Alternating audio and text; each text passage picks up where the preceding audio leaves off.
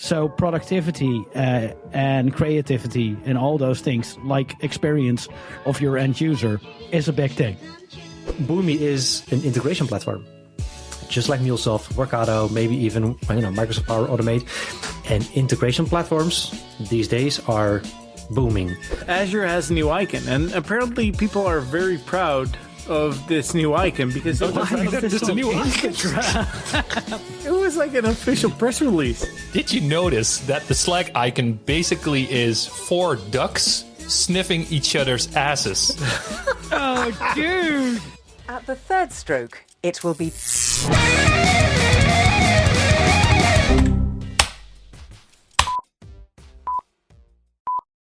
Hello everyone, and welcome to the May episode of the EUCdigest ThrowDown, a monthly recording in which the host of the EUCdigest discuss the news and the events that passed on our timelines. My name is Ingmar Verheij, and for this episode, I'm your host. This episode will be available as a podcast on your favorite podcast player, but also on our YouTube channel. So don't forget to like these videos and subscribe to our YouTube channel. Now, if you have not seen the April episode, then you have missed us talk about some of the results of the Digital Workspace survey from EG Innovations, the launch of a new alliance called the Digital Workspace Ecosystem Alliance, how NetApp and Google Cloud aim to simplify digital transformation, and what the acquisition of Nuance by Microsoft could mean for user interfaces. And we wrapped up our episode with some discussions on Clubhouse and how basically the competition is trying to copy their success. Oh, and Johan and I, we discussed some craft beers. These things are not on our agenda, by the way, but they do keep, we keep exchanging notes. So I hope they are educational for all of you. Not going to happen this time because I don't have a beer with me. But before we start with the first topic of today, let us highlight our sponsor, Liquidware. Liquidware provides adaptive workspace management solutions for all Windows desktops. The company products encompass all facets of management to ensure the ultimate user experience across all workspaces, physical, virtual, DaaS, or in the cloud. Thank you, Johan. So thank you for gold, man. That was really good. Like, yeah. In the first sentence, I was like, "Where's he going?" But the rest was like spot on. Yeah, we're getting better. We're quite good at this. Dude, I had to overcompensate like last month's episode. That was beyond like crap. You should do this on a button on your ATM and just press it. Whoa, yes, I'm gonna do that. Next episode, guys. Next episode, More sound buttons, sound bites under your buttons. Looking forward on hearing this. So, guys, it's good seeing you all again. We're actually missing one, but for those who don't know, let's see if someone finds out, because we're going to start with Eric. Eric, how are you doing? I'm doing fine. Great to be here again. After a month, I'm looking forward to this show again. So, who's up next? It's quiet. Oh, dude, that's me. Yeah, I was waiting for Yitz, but obviously he's not here. Yeah. So, unfortunately, you have to miss Yitz this episode. He's too busy, preoccupied with other stuff. Okay. Thanks, Yitz. So Johan here. I'm awesome. And I have a serious announcement to make. So last Friday, in a small virtual event, there was a announcement being made that I am part of the new leadership team of the Dutch VMware user group. Something I am really proud of. I've been part of... applause. Dudes, I love applause. I thought you were going all Katy Perry style with last Friday. Oh, yeah, no. Sorry, dude. But I'm so far off, I'm missing the joke here. Yeah. Oh, last Friday.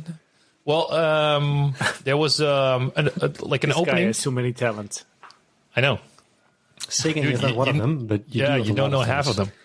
But yeah, there was an opening for a new leadership team in the Netherlands, and with all the work I've done with the VMware EUC TechCon, and I've been part of the VMware community for quite some while now, for quite a time now. I don't know. It was time to take that organization stuff to a new level, and we got big plans with the Dutch VMUG, so really honored to be one of the leaders. looking forward to all that we have in store. Congratulations, Johan. Yeah, congrats. Thanks, man. Cool. That sounds like you get a lot more work for the same old kind of thing that you do. So. Oh yeah. Well, you would know because you're in the Dutch Citrix user group.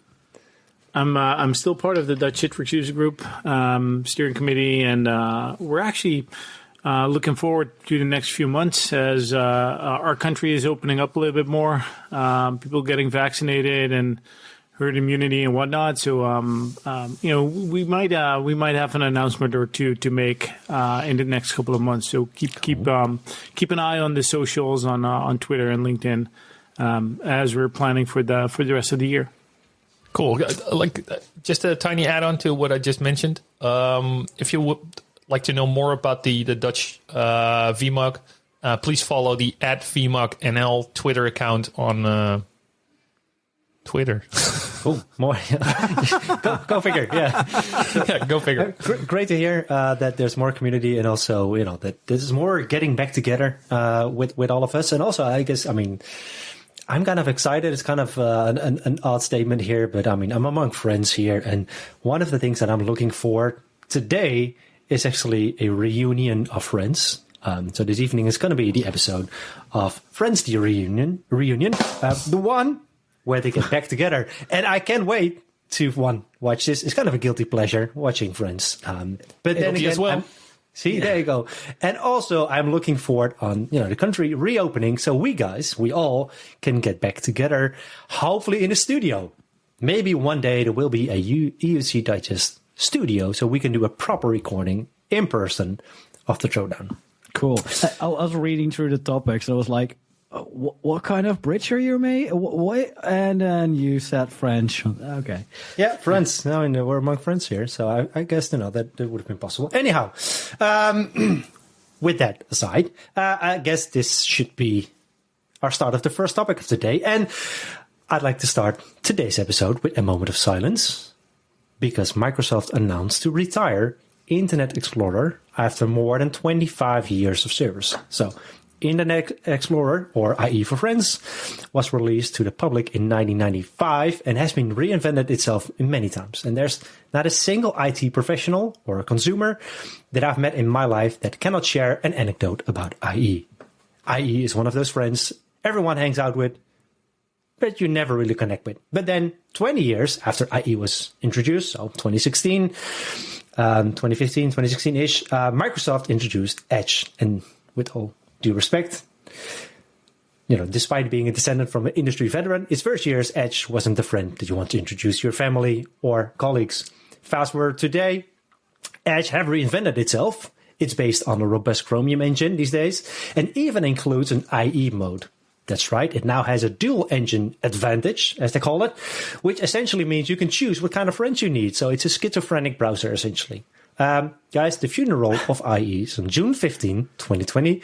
But joking aside, this is kind of a big deal, isn't it? Well, just can I take a second? Did you say schizophrenic?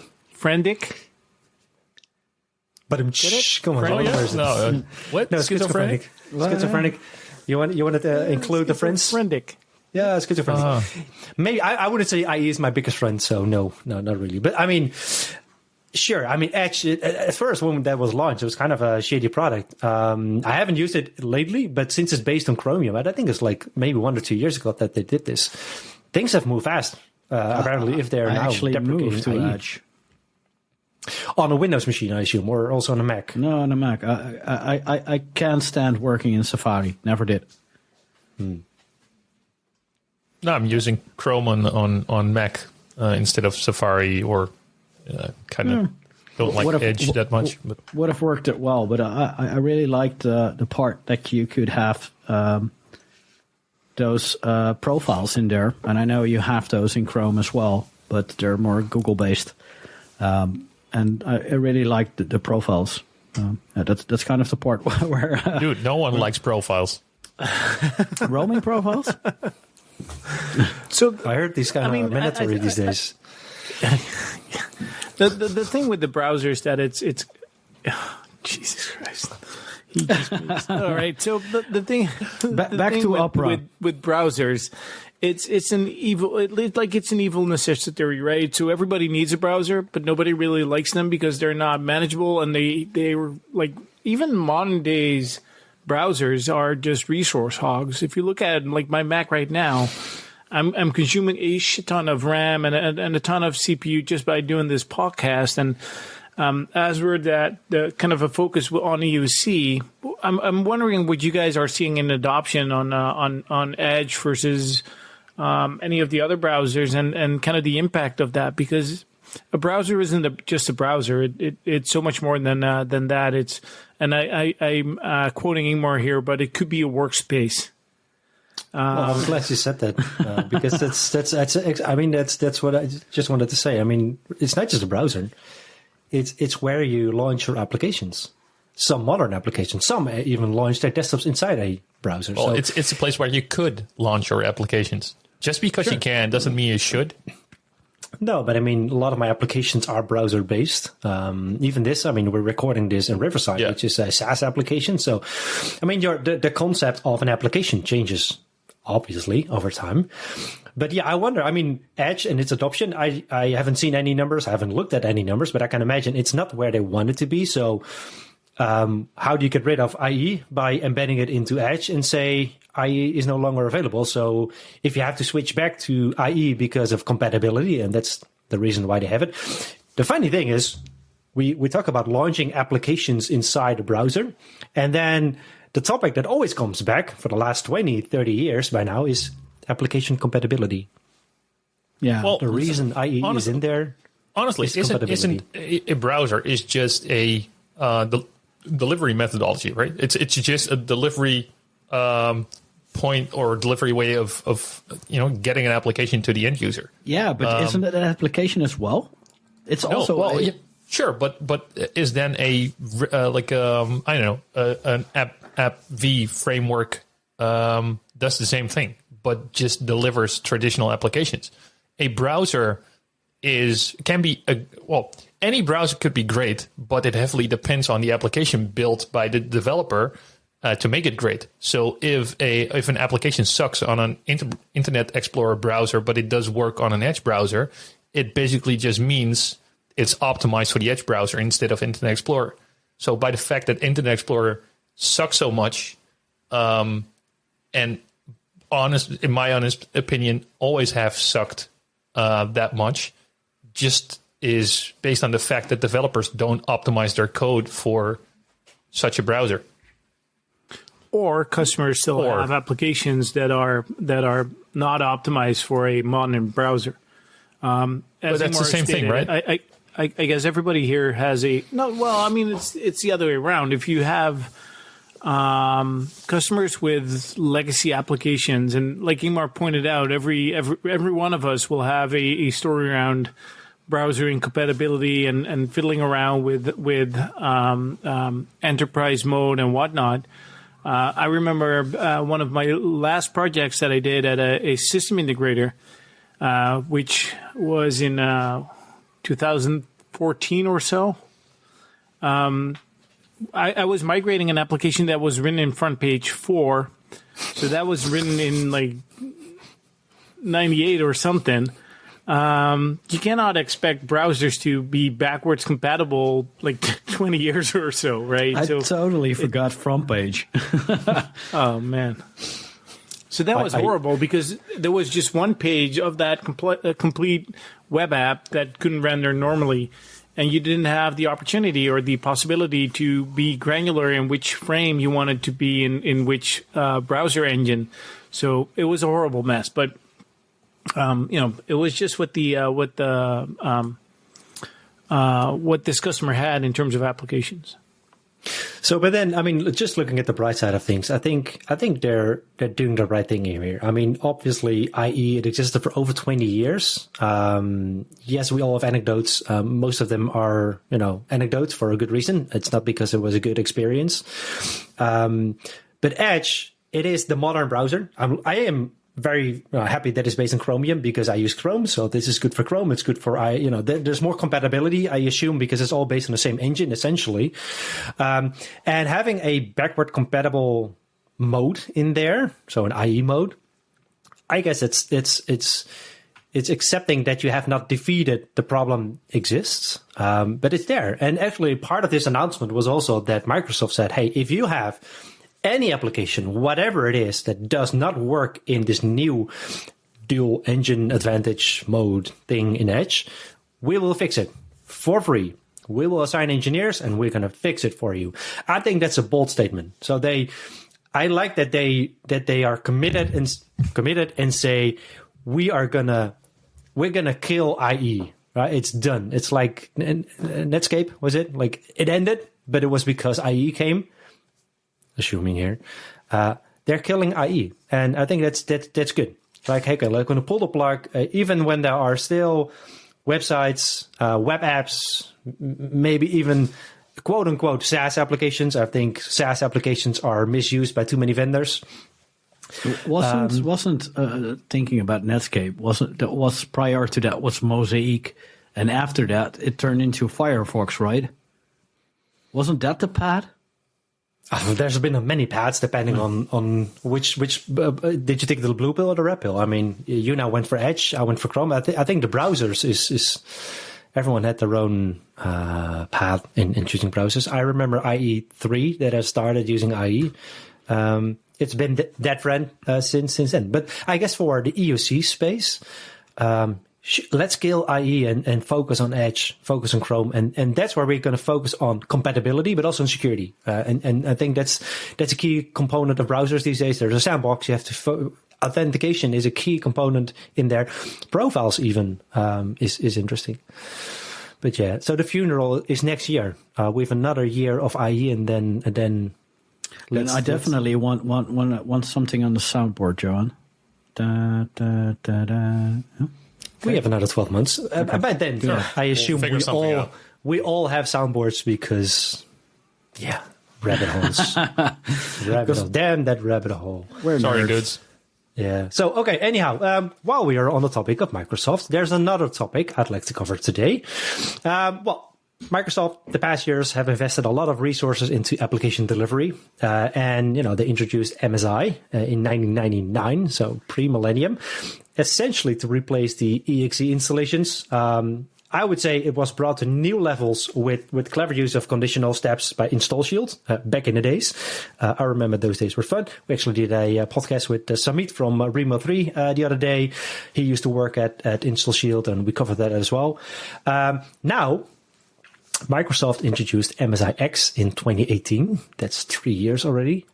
Essentially with the goal to bring Win32 and Windows Store apps, so the AppX applications, into one.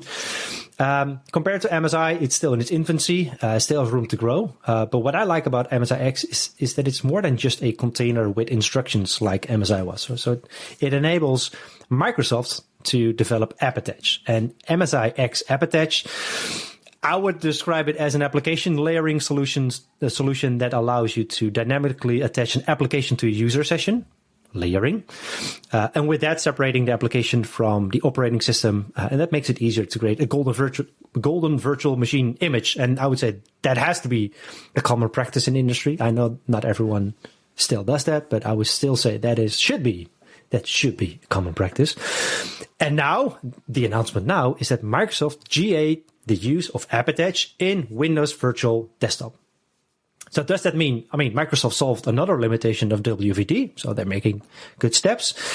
And why should customers use other app layering solutions when they can use AppAttach? Because that's now a native capability in Windows 10.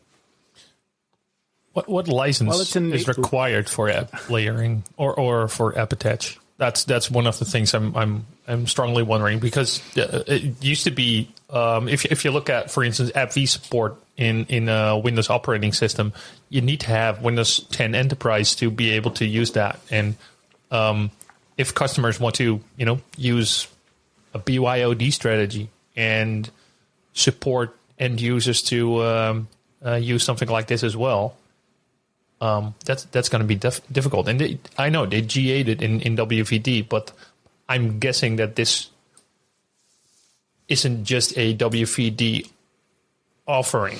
No. So AppAttach was already GA. So the announcement is that AppAttach is now GA in WVD. I would assume this is based on AppAttach's technology, but that's my assumption. I should have checked this. Licensing. But the question you ask is, why would you choose this over a different layering technology? I think it totally depends on what you're currently using already, right? So WVD is not something that you're going to put your whole enterprise in. I'm guessing if your app layering solution works on WVD, why should you invest in like? Well, that's what I'm. That was the point that I'm trying to make. Okay. Okay. Let's assume, and I haven't checked, so let's do an assumption here, and based on that, let's have a discussion. Let's assume that those customers who can virtualize their Windows 10 desktop, WVD, VMware, Citrix, whatever delivery mechanism you're going to use, they have an entitlement for AppAttach, MSIX and AppAttach. Then you have a native capability of Windows 10. Why should you not use it? Because you've invested in it, right? So I wouldn't say it's free. It came with the package. You already paid for it. Same goes for AppAttach for enabling OneDrive, all the other capabilities. Hey, it's there. You paid for it. Why not use it? As an enterprise, you don't want to invest in another installation method or a distribution methodology. If you currently already have something that works for the rest of the estate, the desktop estate, could be physical, could be virtual, could be other cloud desktops. Why would you introduce something new that costs for additional administrative overhead? Applications by itself are always the issue when talking TCO, when talking return of investment, and introducing just another layering technology, albeit one that's fully supported with Microsoft and has a great future, et cetera, blah, blah, blah. You're introducing another point solution to deliver an application to an end user. But that's assuming there's an incumbent. Hey, VMware already has an implementation. Hey, there's already Citrix implementation, whatever application layering technology is. What if it's greenfield? Well, what if you have... Yeah, well, it could, but yeah. It's a good question. Let me add another angle here, because I think that we're assuming right here that every app vendor that's out there will support MSIX and AppAttach. And as long as there's not a broad adoption on the vendor side of delivering applications in this format, I don't see this going anywhere anytime soon. So if we look at just AppV, right? AppV has been, Softricity has been around for like gazillion 20 years. Yeah. At least. And there's still a lot of application 20 vendors. years? Yeah, something like that. Yeah. SoftGrid. Yeah, well, built by Softricity. Okay, so, yes. So it's been out there for ages right now, and there's still a lot of application vendors that are A, not aware of the solution stack, and B, won't support that because it's not installed physically on the system. So as long as we're still fighting that battle in terms of legacy and whatnot, do you think that customers should adopt this new technology stack en masse because Microsoft is offering it, or should they look at complete application lifecycle management and see if this is supported by their application vendors and whatnot? I mean, that makes more sense to me than just adopting the technology because the vendor delivers it. Oh, and I'm 100% agree with you on the application lifecycle management piece. I would say, I mean, even though not all vendors support MSIX yet, I see great tooling out there where they will be enabled to become an MSIX, right? So that the transition from a Win32 installer or MSI installer into MSIX should be fairly easy. Should be. I mean, the theory is there. We had to pitch, but also that enables them to use AppAttach. And I wonder, I mean, if it's there, why not consider it? And explore it. Then again, what I have always seen in nearly every conversation where there's a Microsoft install base, and even throughout the years, it will be even more. Hey, I have this great solution delivered by Microsoft. It has these and these bells and whistles. I'm at least going to consider them because I already paid for it, right? So there's an app layering or an AppAttach solution. Why should I go to a third party? Even though that's now the incumbent, in greenfield, that's a different conversation. I mean, even in greenfield, Do you know why Microsoft has the? Do you know why Microsoft has the biggest partner ecosystem around their solutions? Good enough. Do you know strategy. why?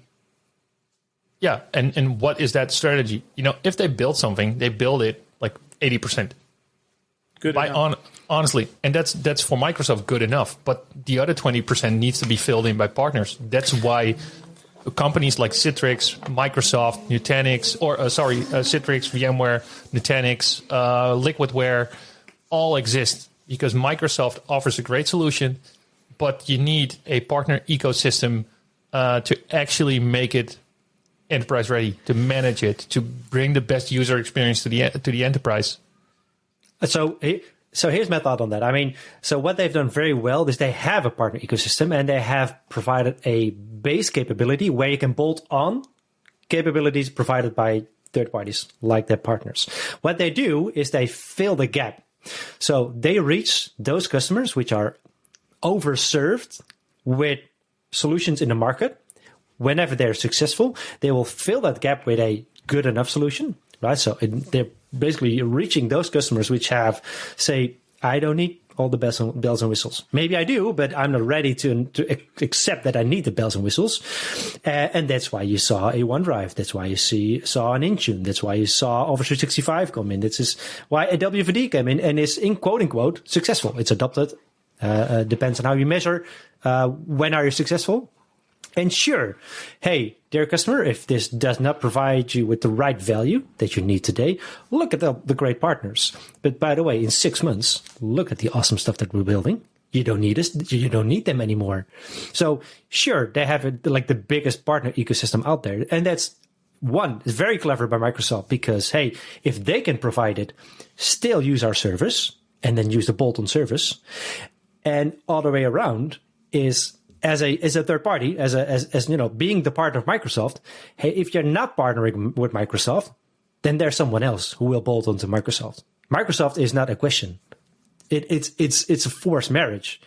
You will marry Microsoft. You will have a Microsoft solution. You will use Windows. Office 365 is a choice, but yeah, let's say the majority does use it. So then, as a partner ecosystem, hey, you don't have to integrate, but then someone else will. Yeah, maybe. I think it's more or less, if the way I look at it, they let's do the comparison with cars. They just built the frame, the car, and everything in it. If you want some luxury in it, there are other brands who will do that for you. We just built the basic need of a car, which is transportation.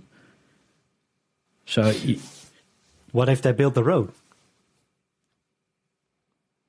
Okay, this is getting too far. Yeah, let's not go too far into analogies. Okay, let's just move on to another big name in the industry. We kind of skipped this last month. Dell. It was 2016. Officially, it's called Dell Technologies, by the way. Just saying. Dell Technology, Dell for friends, but okay, let's say Dell Technologies. It was 2016 when Dell Technologies did one of the biggest acquisitions in the industry by acquiring EMC for $67 billion. Exactly. Cha-ching! Ka-ching. We're missing a soundbite here. 67, okay? As a part of that acquisition, Dell became the biggest shareholder of VMware with roughly 80% of the shares. So they didn't necessarily own VMware. But I mean, it remained a publicly traded company, but it kind of did because 80% is a lot. Okay, the acquisition of EMC wasn't entirely financed by Dell. They had to take on a debt of $49 billion, so that's quite a loan. It seems that Dell is now aggressively trying to reduce that debt. Last year, they sold RSA. That was $2 billion. This month, we saw the news that VMware will spin off its 80% of equity ownership of VMware, which would result in $9 billion for Dell. We also saw that Dell sold Boomi for another $4 billion. Before we talk about Boomi, which I find fascinating, what's it going to do for VMware? I mean, are their handcuffs finally off? I mean, I did saw a synergy, but then again, not really. Johan, you're the VMware fanboy here. Yeah. Come on. Dell Technologies. Yeah. It's a. I think it's a hard marriage, and that's a case works for probably VMware's biggest competitors. And what we saw, for instance, is that Dell is a great, or was, I don't know. I didn't do any Nutanix deployments like at all, but the fact is that Dell can do a lot of things, and tying yourself to a single hypervisor makes it hard to compete to basically compete or to you're locking yourself down into one solution, and that's definitely not what you want to do if you're strictly focusing on hardware or mainly focusing on hardware. Now, from another perspective, I strongly believe that VMware's future is not tied to hardware or to the local data center. I strongly believe that VMware's future is more or less tied to integrating with, for instance, hyperscalers, delivering the digital workspace. And that loosens yourself from the hardware side of things. So from that perspective, I think it's a really great opportunity for VMware to determine their own future and stay away from and becoming a true software company. They already were one, but now being autonomous. Truly, only the workspace? They also have everything. Tanzu. Yeah, no, everything. You said you focus on the workspace, but I no. I named a couple of things like managing hyperscalers or delivering any type of application to any type of cloud. Could be on-prem, could be hyperscaler, could be something else. But all software defined. Call it what you want to call it, but yeah, I think that's a great strategy. But honestly, if you look at my personal idea of what's going to happen, I won't be surprised if VMware would be bought by another company. I don't have any inside information. This is just a gut feeling. But Pat Gelsinger is still in the VMware board of directors or in the shareholder board, I think. I won't be surprised if Intel would take his wallet and buy VMware in, I don't know, half a year from now. But that's just a gut feeling. It's assumption. It's. I know we had the same talk around Frame like a couple of years ago, and we all know what there happened. No, but that's what the synergies. I mean, with Intel and VMware. I mean, obviously with the hypervisor there's a synergy, but then again, VMware is multi-cloud. I mean, AWS acquiring them maybe, but even for them, I mean, why should they? Maybe for AWS iPost making that successful could be. But I don't think so. But hey, let's see. I don't think that AWS needs all the bells and whistles that would come along with an acquisition of VMware, to be honest. And if I look at Intel, they're getting the business that VMware delivers already. So what would be the added value of Intel buying VMware? Like to me, like it makes sense that VMware might get bought by somebody, but I don't think it would be Intel. And as a whole, I think Dell spinning off VMware will kind of kick VMware a little bit back into that innovation mode. More autonomy means a little bit more freedom of failing and be successful at the same time, because companies like that need to fail, but fail fast and then recover and kind of learn from that mistake and build better products. And I think that they're better off being an independent company than flying under the radar of the big brother Dell. But that's my personal opinion. Yeah, and also because of the kind of interesting financial structure they had with Dell. 80% ownership when making more revenue. I'm not sure what the structure was, but it was. I tried to understand, and clearly I'm not clever enough on that area. But it seems like Dell's getting. I mean, yes, they're reducing their debt. That makes sense. It seems like they're more getting back into their hardware business if more focus, I guess it is. And it's also, like you alluded to, Case, it's probably good for VMware, more focus on their software play instead of having the combination with hardware. Johan. Dude, yeah, just before we continue the next topic, Jits just shipped me something. Flowers? No, Kees should definitely recognize this. What's this? It's Flessenlickers. No, it's the jar of specialists that's always behind Jensen Huang's wall if he presents a keynote at GTC. And NVIDIA made a T-shirt out of it, and Jits just shipped me one. Nice. So Jits is still here. I'm glad that he's still. Thanks, Jits. Oh, so he's driving around and shipping all those T-shirts out. Oh, yeah, he moved over to DHL. Did he? Did you get a memo? You got So he got promoted. Yeah. All right. So anyhow, He's like the AI-driven package deploy person. Nice. Well done. Our substitute for drones. Yeah. So last episode we discussed new user interfaces. Now we're talking about modern delivery mechanisms. We should have covered this in a previous topic on AppAttach, being app delivery, package delivery. No. Oh, so Did you disconnect? we were making the bridge into sorry, dude. the podcast. Okay, let's switch back to the topic where we were on Dell and VMware. So Dell selling Boomi. I mean, I guess that to me at least makes sense because Dell or Boomi already operated independent. I didn't see a synergy with Dell so much. They sold it for $4 billion to private equity.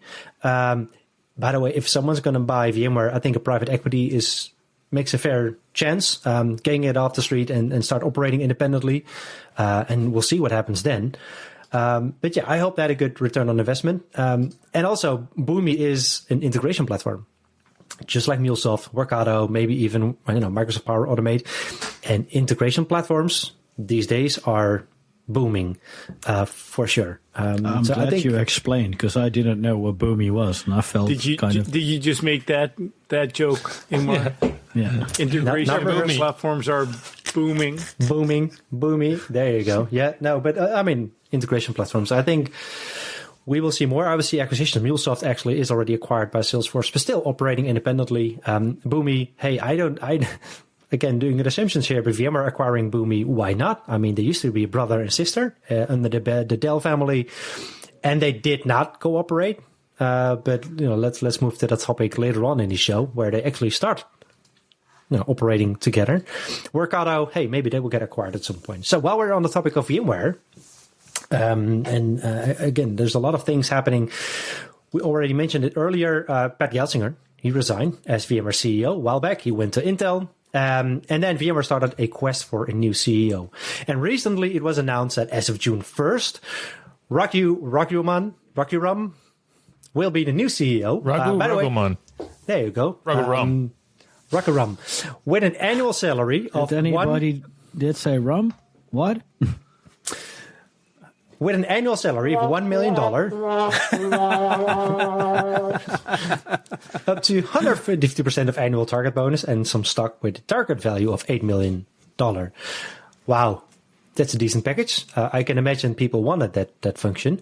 And Raghu he's bullish about the future, and this is what he said after the announcement. And this also kind of explains what we just discussed. The fact that we're getting spun out of Dell, you can almost think of us as Switzerland of multi-cloud.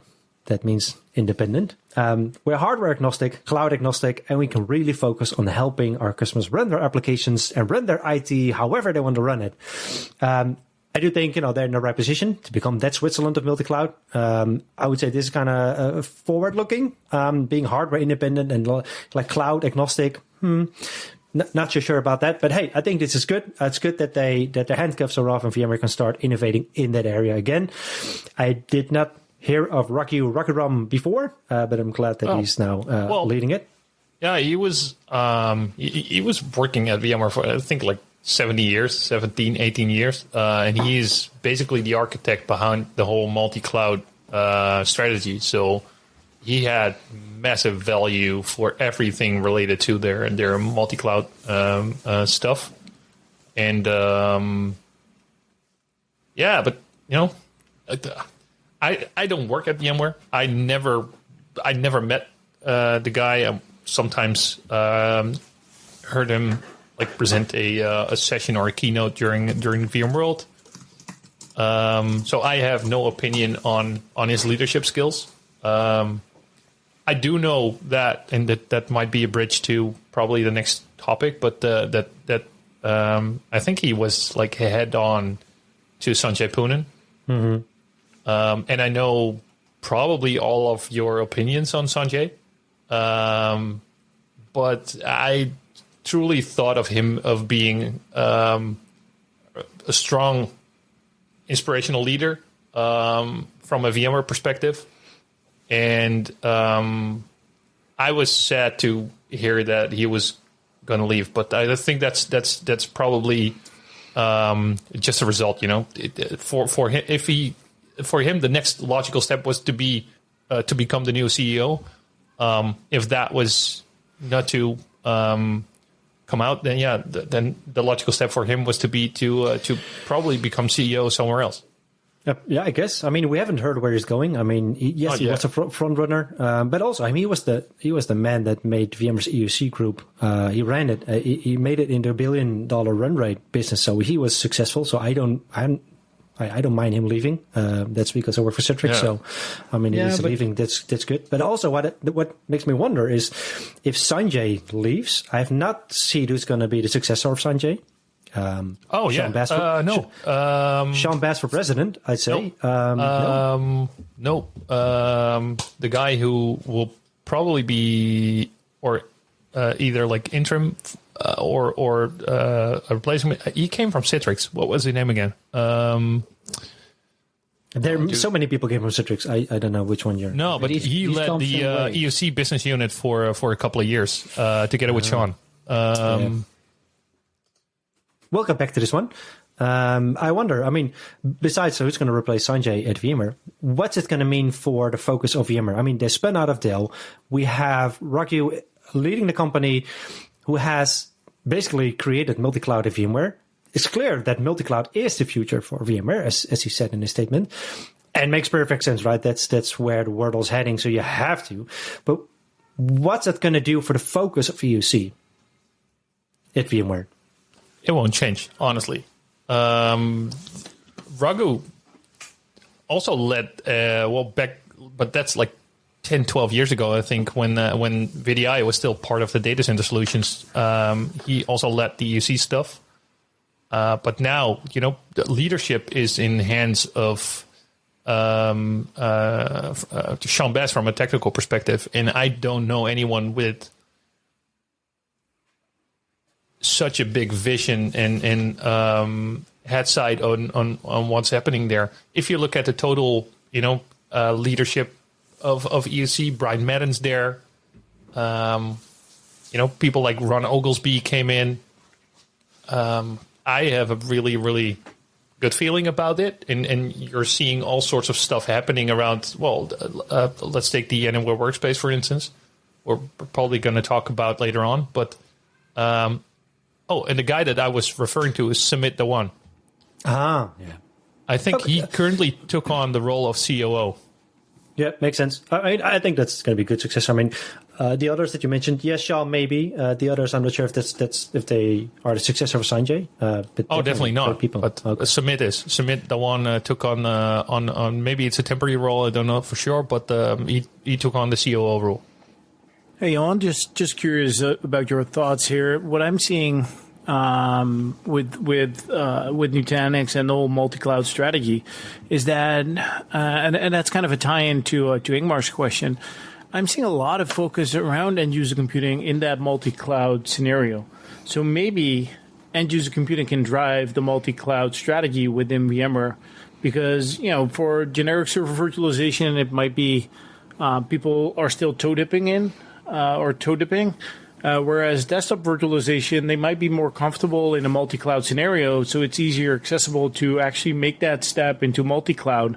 And because of the kind of the nature of end-user computing, multiple VMs, high demanding from a CPU and RAM perspective, that might be a kind of a good lead-in into more serious activity in that multi-cloud scenario. Does that... Well, one of the things that happened in for instance, is that since the 1st of May, everyone who's now acquiring new licenses or purchasing new licenses is automatically rolled into a subscription-based licensing model called universal licenses. A universal licenses automatically entitle you to the use of Horizon Cloud on Azure, Horizon Cloud on GCP, and more of those Horizon on VMC, so AWS. So the whole multi-cloud strategy has already been set, set like a year ago or 2 years ago, and continues to develop. So from that perspective, I mean, the any makes sense, right? I mean, the Martini effect, any device, any cloud, anything. It could. I mean, I think it's. Let's see what's going to happen. I'm happy with Raghu. Sad to see Sanjay leave. I mean, I'm not personally not his best friend. I've never met him in person. I've met him on Twitter, so I don't think that's the great experience. But I mean, it's good to see some movement. There's some more news from our friends at VMware, and you already alluded to it, Johan. April 20, VMware announced their Anywhere Workspace. It's said to be a solution to manage multimodal employee experience, better secure the distributed edge, and automate the workspace. Later on the same article, it says that it combines Workspace ONE, Carbon Black, and VMware SASE into a unified solution. I have read the article, all of them. I have to admit, it was a bit underwhelming to me. I mean, it's good to see that VMware now has a unified go-to-market. They call it the Anywhere Workspace. I think Ivanti had the same slogan at the same time. It was kind of confusing. But it combines the Workspace ONE and the other products. But in essence, Anywhere Workspace is very little new technology or functionality. It's a lot of rebundling and repositioning of existing. And what I like to see, but that's because of my focus, and also coming back to the topic of Dell technologies, is the introduction of experience workflows based on Dell Boomi. Boomi. Again, a bit disappointed that it wasn't happened or mentioned anywhere in the 2 days online conference that they organized around the Anywhere Workspace. I heard a lot about VMware SASE, other things, but most of the things already heard at VMworld. And also, I'm glad they did this with Dell Boomi, because previously VMware had mobile flows. Man, that was ugly. It was a pig with lipstick. You're asking a customer to develop, create, and run JavaScripts, and then expose them to the public internet so you can access your it was worse. It was worse. Connectors for mobile flows, needed to be built inside spin up like Docker containers on your own IS platform, and you had to maintain them. You had to customly build them. It was beyond crap. Is there any enterprise that says, hey, this IT admin just built a JavaScript. It's going to connect to my system of record. So my enterprise app, what CISO is going to accept that? And by the way, we're going to expose it to the public internet, maybe with an SSL certificate. But that's it. I'm sorry, but I found it ugly to watch and ugly to see that VMware did this. So again, iPaaS, integration platform. Hey, Dell Boomi, it's one of the leading iPaaS vendors out there. Great bunch of connectors, so a lot of connections into your system of record. It has orchestration, it's automation, so it's one of the mature solutions in the market. So, hey, I'm applauding VMware for finally doing this. It's kind of timing is just odd. Yeah, I mean you're separating from Dell. Dell is selling Boomi, and now you figured it's a good time. I honestly think that VMware wasn't allowed to buy Boomi directly from Dell. But they can use it. I mean, you have the technology in the house. Yeah. Why build mobile flows? I don't know. There must be a reason for it. Okay, anyhow, but hey, I have a biased view on this. Yeah. On VMware Anywhere Workspace. Johan, you are close to VMware. You just mentioned you're going to be the leader of the VMUG, one of the leaders in the VMUG of NL. So what's your thought on the Anywhere Workspace? Well, let me start by saying that the Anywhere Workspace, yes, is a SKU. So it's a bundle of solutions, but it's not just a bundle of solutions. Actually, engineering has been done to integrate those solutions together, and the perfect example of that is that. So Carbon Black obviously is the next gen AV solution that VMware acquired 2 years ago. SASE is based on VMware's SD-WAN. solution, so it's software-defined wide area networks. And the Workspace ONE solution, obviously, is the digital workspace. Now, one of the things that VMware has been focusing on in the last couple of years is creating an enterprise secure environment through a consumer simple solution. Now, the issue with that is that it could become consumer simple, but implementing zero trust is something completely different. A lot of companies are strongly focusing on delivering zero trust solutions, and one of these, and I think that zero trust by itself is not a solution. It's not a product. It's a security principle. It's a security methodology. And if you Google now for zero trust, you'll probably find results on the first page of security companies delivering those solutions. Purely security companies.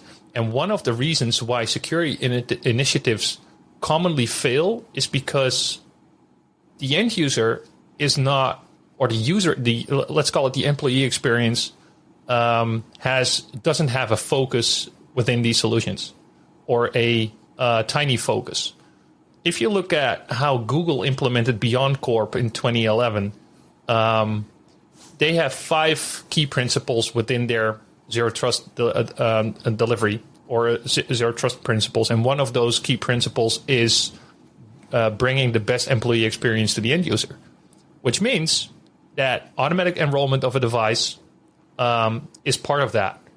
Delivering a simple Chrome plugin that is either green or red means that you're either securely working on Google's internal environment or you're not. In case you are, everything is perfectly fine. In case you're not, you have to enter like self-service kind of portal to remediate the issue. Now, I think delivering zero trust only works if you put the end user on the first place. And this is why I strongly believe, but I am biased like you are, that the Anywhere Workspace is something beyond just a bundle of solutions, because it strongly focuses on delivering zero trust to the enterprise with that key great employee experience in mind. But okay, so just I mean, not to discourage or downplay anything that you just said. I think Beyond Corp from Google, I mean, they basically founded SASE, or the concept of SASE, Zero Trust, I should say. SASE is the subset of, or superset of ZTNA, Zero Trust Network Access. The thing, I mean, VMware SASE, it's a bundle, right? It's VeloCloud, SD-WAN, it's secure web access, something-ish. But, I mean, you said consumer simple. One thing I have to disagree there is that consumer simple is not by VMware SASE. Oh, and by the way, you also need to get a license at Menlo or Zscaler, because we kind of have a partner agreement and it's not an OEM. So that's not entirely true. So Zscaler delivers cloud services that you could use in combination with SASE, but you don't have to use them. I think if you look at the engineering work that has been done, one of the examples is the Unified Access Gateway, which VMware is trying to copy functionality from Citrix's ADC, and they, for some reason, some things they do a really good job. But one of the things that you see is that the Unified Access Gateway you normally use to tunnel Horizon connections now is also capable of becoming a SASE endpoint in the cloud. So it's basically just replacing your VPN entry point to the point of entry that's closest to yourself. But that's inbound, okay? So that's the VeloCloud piece. So inbound data into your data center, but outbound, so secure web gateway, that's where Menlo or Zscaler come in. So Zscaler's ZIA or Menlo security, that's the outbound. So but what about CASB? Exactly, same thing. Yeah. So CASB, secure web gateway, SWIG, as some people would like to call it. And all those capabilities come through a partnership. Don't get me wrong, these are like leading vendors in the space. So it makes sense to partner with them. but it's not consumer simple in the sense like, hey, I believe in SASE and I want to go with that methodology. But then consumer simple is like, oh, by the way, it's like, you can say speak and choose. That's true, right? Like a Chinese menu. That's good. Would be nice if at some point VMware can bundle it.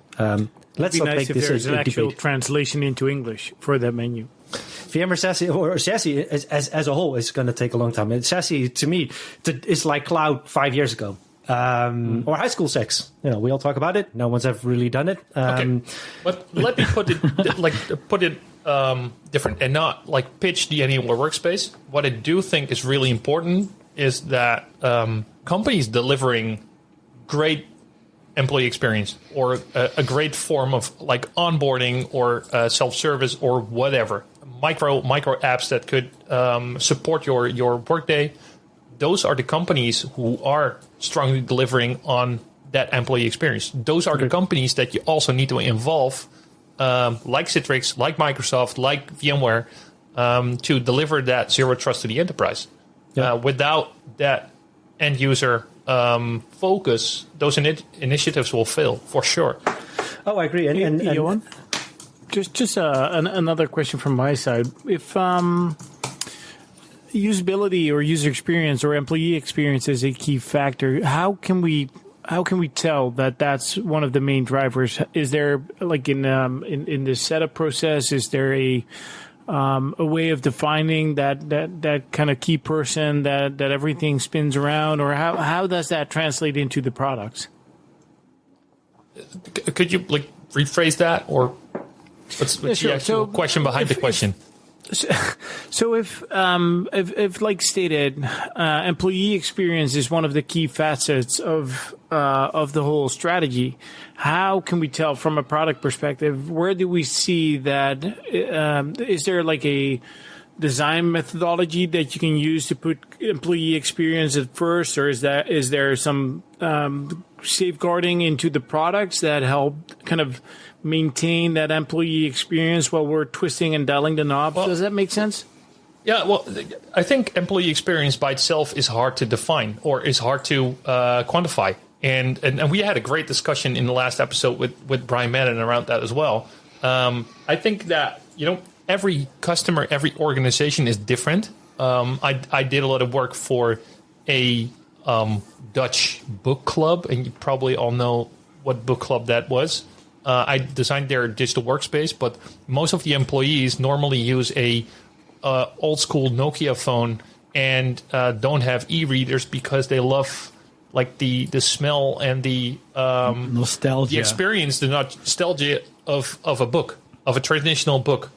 Such a company has different employee expectations and thus probably wants to focus on a different type of employee experience. So it's hard to quantify, but I think for every different company, it's really good to open up the conversation with your employees to see what is the current employee experience, what does it lack, and how can you improve that. And one of the things there, one key metric that you can quantify is shadow IT.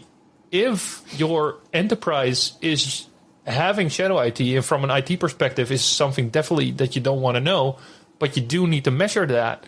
That's really important. The more shadow IT you have, probably the worse your employee experience is.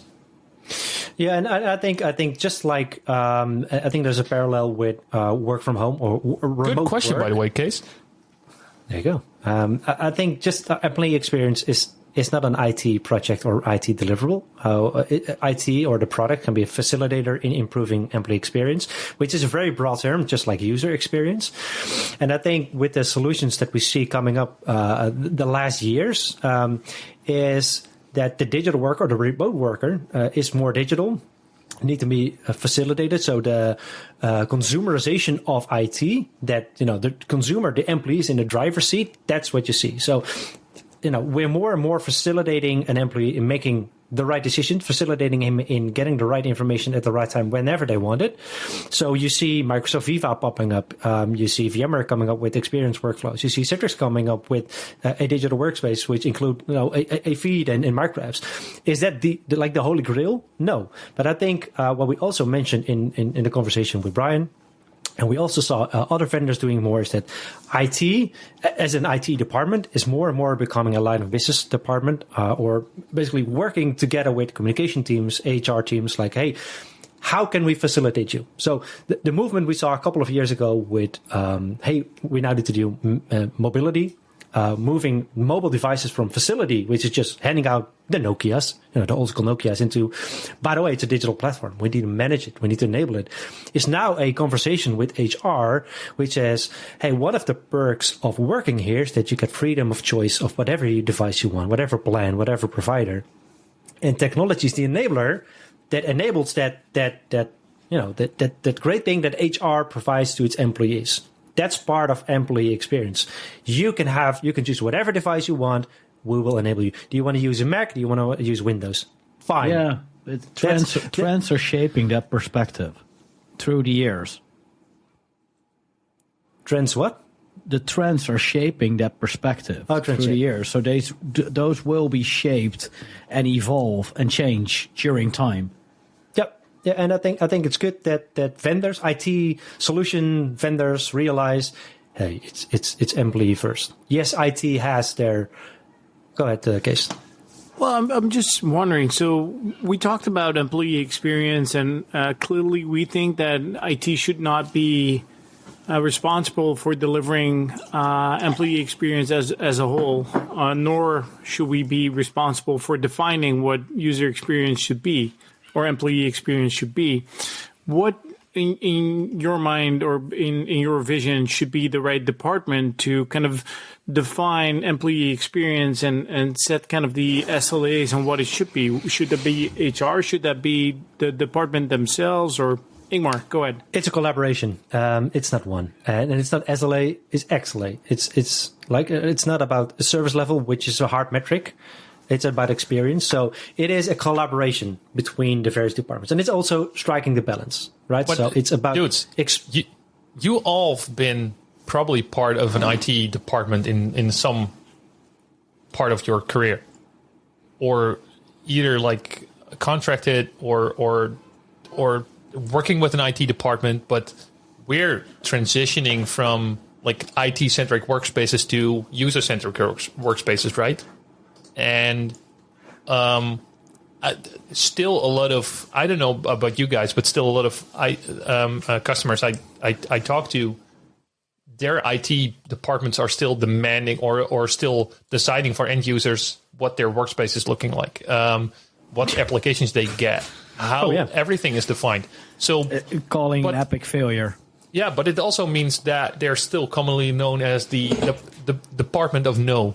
Exactly. I actually was reading an article, I think yesterday evening, by Quartz, which done a research in 2019, in which they stated that, especially with all those digital natives and millennials coming to the workforce nowadays, that innovation and creativity, and especially productivity within the workspace, come also with the delivered workspace technology and the devices they can and are allowed to work on.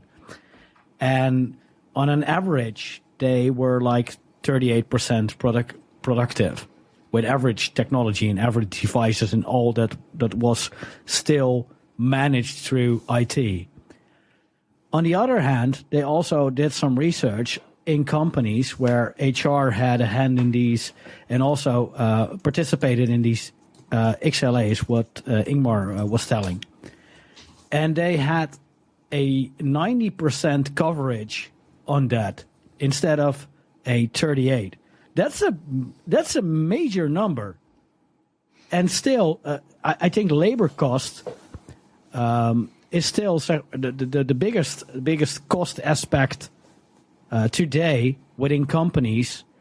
So productivity and creativity and all those things, like experience of your end user, is a big thing. Oh yeah.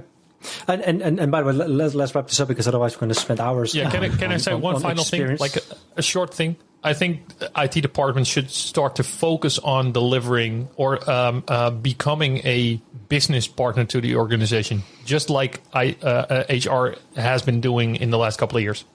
I'll tell you differently. More and more we see budgets, also from research, that the budgets of spending on IT is shifting from IT departments into business departments. So it's not IT who has the budget, but instead it's business who's giving the budget to IT. So that's changing regardless. And did you know that based on research, 70% of the statistics are made up? And with that joke, let's move on to another familiar name. I was proud of reading this article on Quartz. There you go. So this year, Google, a name we all know, it's hard to miss, repositioned their G Suite into Google Workspace. Now, Google Workspace is more than just a rebrand. It's meant to be the digital interface into work that not only unifies Google products, but also external content. And last week at Google I/O, which is their annual developers conference, they've launched a smart canvas. So it brings the content and connections that transform collaboration into a richer, better experience in Google Workspace. What this effectively means is that users can author and collaborate on documents and use interactive building blocks. So for instance, you can now tag people in your organization with an add mention, which then shows up as a smart chip, as they call it. And with that user's information, you can see who that is, where it belongs, click through and find the hierarchy, whatever. You can also tag documents or meetings with smart chips. So you can basically create dynamic checklists of small projects. It's a smart canvas. It's just a canvas where you're working and you can collect all the data from other environments, which is good for employee experience. And seeing this really reminds me of a similar product called Coda, which has been successful, but not adopted across the board. It's what I see Dropbox doing with Dropbox Paper, which is a collaborative document collaboration tool. I always forget how to pronounce that. But also, and this is something which we probably will all see since Microsoft has a conference this week, I think it is, Microsoft Build. Microsoft, I think they announced their Fluent framework at Ignite or last year. And that allows for real-time collaboration between users within the Office products. So you can now have within your teams an object which is an Excel file or an Excel object, like an Excel table. It's all very dynamic. It's all very collaborative. And I would say this is not only the future of collaboration, but it's also the future of working. So maybe Teams is my new workspace. Maybe Word or Google Docs is my new workspace. Hey, Mark, would you say that the Google Workspace is a workspace with intelligence? Oh, yeah, for sure. I would say they have some intelligence in the background, at least in their own products, for sure. Yeah, because it reminds me of a product from a certain vendor that has we've talked far too much about. No, we haven't discussed this one. This is a different one. Yeah. Yeah, no, I think, and I also think there's a similarity that they bring in pieces of data, relevant pieces of data. And I think that's the key part, right? So, I mean, it's good that you have large enterprise applications, small enterprise applications. You have small SaaS applications like Workday or Salesforce. I cannot hardly say they're small, right? They're kind of huge, but very focused solutions, being an ERM, being a CH or like an HRM application. I mean, you don't always have to work in that application. If I want to do a PTO request or if I want to tag a piece of that data, like a Salesforce opportunity into a document, like, hey, we're working on this project. Can you check this opportunity? Maybe a support case, which is in there. I think this is great that Google is doing this and going beyond Google products into a bigger space. And I would even say Google has a strong emphasis, a strong focus on the enterprise and really is finally starting to make a good move on Microsoft. We saw the Modern Cloud Alliance, I think we mentioned this a couple of episodes back, where they are collaborating more with alliance partners. So again, the partner ecosystem is important. But who's ready using Google Workspace? I am. I've been working with Google plus Itopia. No. Before it was called Google Workspaces, like G Suite, for I don't know, plus 10 years now, something, because it used to be free. Yeah, I know. Dude, I had my own hosting company, website hosting company for a long time, and all of my customers got a website hosted at one of my servers, and all of the email stuff was all handled through Google Workspaces. So at the peak time, I think I had like 200 domains running inside Google Workspaces, all for free. So I loved it, and I still use it for most of my own domains. But that's the hosting part. I mean, as a content creation, content authoring, content collaboration, I mean, to me, Office is the de facto standard. The times I used Google Docs, Google Sheets, whatever, like in the past, were suboptimal. It was like, hey, it's nice, but still it's not Microsoft-like. With this capability, wasn't that Google Apps prior to G Suite? Yeah, Google Apps for Business. We still actively use it internally, so we have access to both the Google Workspace and the Microsoft Suite, and depending on who you are and who you're collaborating with, you can pick one or the other. And what I see in our organization internally is that the Google Suite seems to be a little bit more adopted by engineering, whereas the Microsoft Suite is a little bit more adopted by our sales side of things. So, you know, it might also be a case of having that right tool at the right time for the job that you're wanting to execute, right? If you want to collaborate real time, then a GDoc is really useful because I can pull the four of us in and we can start collaborating right away. No, strings attached, and we can start kicking that off. Where it might be a little bit more difficult from a Microsoft perspective. Then again, if I send out a Word document, I might have better success of a customer being able to open it than a GDoc, although there's compatibility there. You know, so it really depends on what you're trying to achieve and potentially where you're coming from a use case perspective. Mm-hmm. Yeah, and also I think the collaborative piece of which we're now seeing in Google. I've been using it in Office 365. I mean, collaborating on, I don't know, PowerPoint, a Word, Excel, a Word file. It works really well. At first, I didn't see this work, but it's just like magic. You can save so much time. So if we can go into more the micro segments of a document, instead of opening Word and have a document, but really work on the small piece that you actually want to collaborate on. I think that's the future of collaboration. Again, I'm happy to see Google pushing that. As is Microsoft. So it's going to be Battle of the Titans. Dropbox essentially and CUDA already, they started it. And I think they have a good install base and good customers that are leveraging it, but mostly marketing people. Coda, not CUDA. Sorry, dude. Potato, tomato, something completely different. CUDA is something completely different. Yeah. Kudos for you. Okay. Yeah. Okay, guys, I think it's time to wrap up this episode. No. Oh! Please let Kay something say about the fluent new look of the Azure icon. That's fair. So, guys, just as before Case starts about talking about the fluent of Azure icon. So what we do in preparation of every throwdown, I ask everyone like, hey guys, do you have topics for this episode? And as a listener, watcher, whatever you are, if you have a topic that we need to discuss, submit it. That will be fun. Case submitted a very interesting topic, which is a fluent new look for the Azure icon. You're asking our listeners to submit a topic, and while you're asking us to give a bit of an explanation to that. So I think you also should ask our listeners to give a bit of an explanation or introduction to the topic that you are trying to submit. Yeah, so the context here is if you submit something, like Case did, Case just said, yeah, Azure has a new icon. What?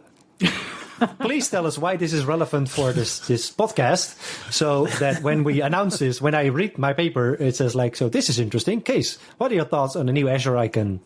Well, I mean, to be fair, I just like it when I deliver you work and you have to actually do research and I don't. So that's one of the things. But yeah, Microsoft just on May 7th. Yeah, on May 7th, they released a new icon. And I saw it on every social, right? So it was on my Twitter feed. It was on my LinkedIn. I even saw it from some weirdos on Instagram that Azure has a new icon. And apparently people are very proud of this new icon because it was just a new icon. it was like an official press release. That's the Autodesk icon, right? Yeah, dude. Let's talk about Microsoft icons in general. So Microsoft decided to deploy like Office for Mac with new icons. Oh yeah, my freaking OCD senses are constantly tingling because now they have like a white edge around those except Office for icons. Teams. Oh, dude. So I've removed all Microsoft icons from my taskbar. It's the just hardest part for me was I was in a team session and I needed to present something, and they changed the piece where you could present. So I was pulled into a meeting, and then the guy said, show him the demo, and I was like, okay, great. So I started talking for 2 minutes to get the demo ready.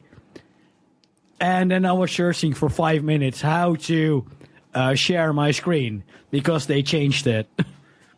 But that's CI/CD something. I mean, this is constant change, right? I mean, imagine you guys. I assume you guys are clever IT professionals, so you kind of have a touch feeling with this kind of technologies. Imagine being a doctor, imagine being like a typical normal user is like, damn it, the icon changed. I remember switching from Office 2000 XP. I mean, back in the days, like, oh no, we can't do that. We need to do a user training because they would be afraid. Or even moving an icon on the desktop was like, no, we need to change the color from purple to pink. Look, we need to do a communication first because the icon changed. I mean, embrace change. I think that's the message here. I mean, change is constant. Embrace change. That's going to happen.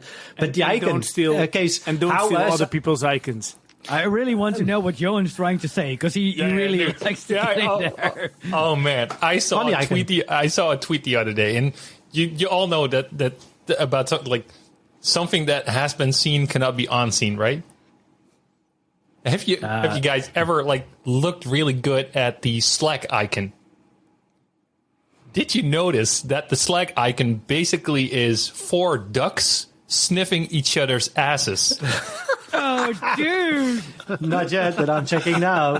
I'm checking it. Yeah. I hate you now, Johan. Yeah. I hate you, man. I'm going to remove ruined Slack. my Slack experience.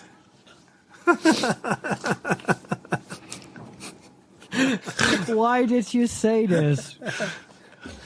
Oh, Duck. It's time to wrap up this episode of the EUCdigest ThrowDown. Thank you all for sticking with us until the end. We had fun. We look forward to next month's session. Before we wrap up, I would like to emphasize that we obviously publish in your favorite podcast player, but also on our YouTube channel. So don't forget to like these videos and subscribe to our YouTube channel. If you happen to have a topic, we just mentioned it. If you have any topic that we should discuss, also include why we should include it and why this is relevant and why, maybe given your opinion, that would be fun. That you'd like us to discuss in the next month. So that's June. Or just want to stay in touch, reach out to us on the social channels. Usually that's Twitter, or by email on podcast@eucdigest.com. Cheers, and see you next month at the next Throwdown. Bye-bye. Bye-bye. Yay. Stop.